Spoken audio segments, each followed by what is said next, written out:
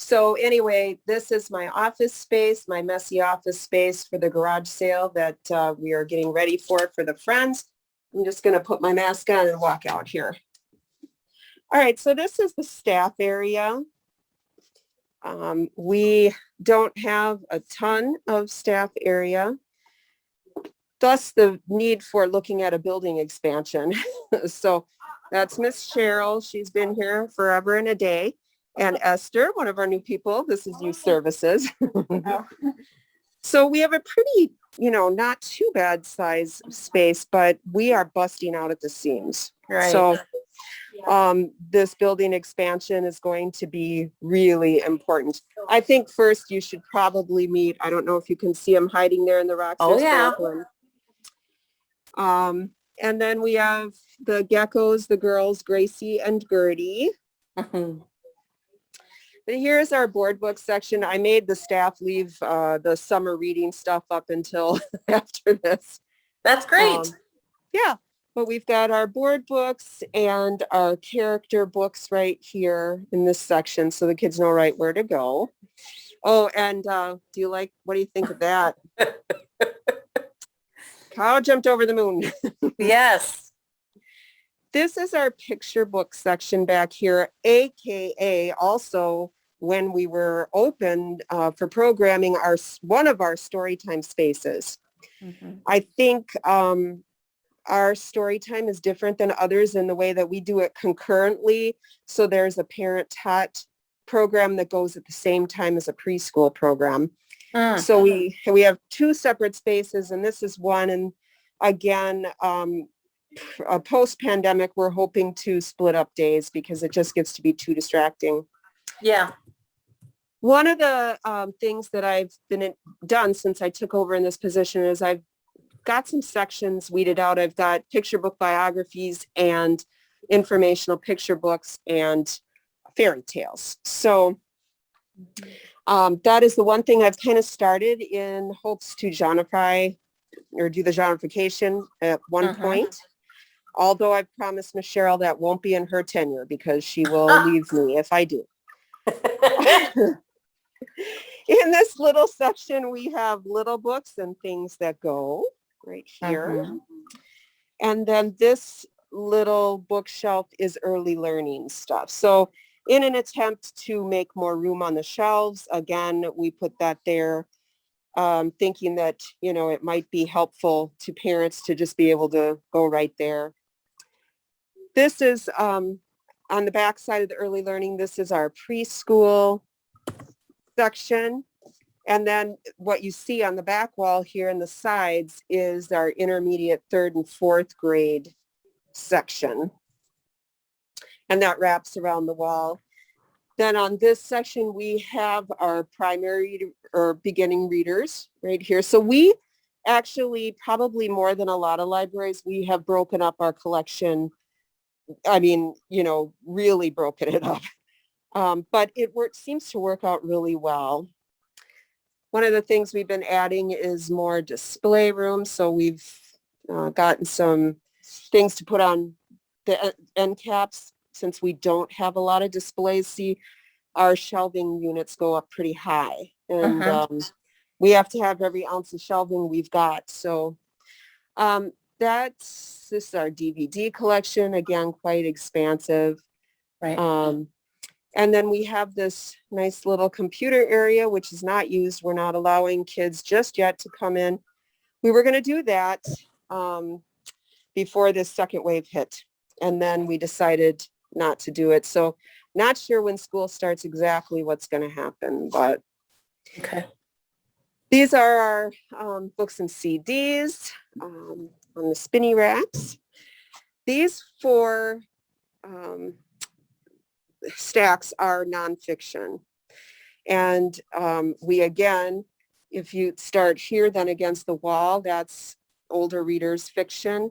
We had to actually wrap it around into the nonfiction section because, again, space constraints. But we just moved things around this week, making room for graphic novels, since that's sort of, a growing collection. And then here we we also made just a little display area in nonfiction for some of the You Wouldn't Want to Be's series like that the kids really like. Some of the nonfiction graphics to highlight those. And that's really been helping to get those things out. Great. We just put up some slat board on the end caps of the nonfiction as well, so that, you know, we can use more display area. Here is our drawbridge for the tales part, going into fairy tales. And there's our little Rapunzel's braid isn't very long, but you know, we'll take what we can get. And then above the animal section, we put some jungle type stuff. Hung some animals up there so that the kids would have a little bit of a jungle feel when they came in. Right. And then there's some stuff up here, whale of a tale. And we're utilizing our tables too right now, since we're not having visitors stay a real long time. We're throwing up a bunch of books on there. Yeah. So that people can maximize their time, come in, just grab their stuff and get out. And go. Well, not get out, but I mean, you know. Right. This is our parenting section. We had some years ago got a memorial to put that together. So that's there. And we just sort of maximized the display section again there. Mm-hmm.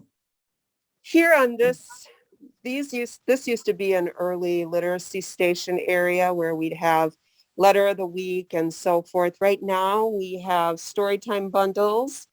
I did put the Demco early literacy calendar there, so that parents could pick that up. And then we also put some just kind of stuff, miscellaneous stuff for checkout there as well. Mm-hmm. Oh, you have to see this. This is so cool. Jack and the Beanstalk. There's our beanstalk. That's awesome. And there's the I like footprints the of the feet. giant. I can take no credit for that. I had nothing to do with it. That's awesome. And we've got some music here too on this spinny rack.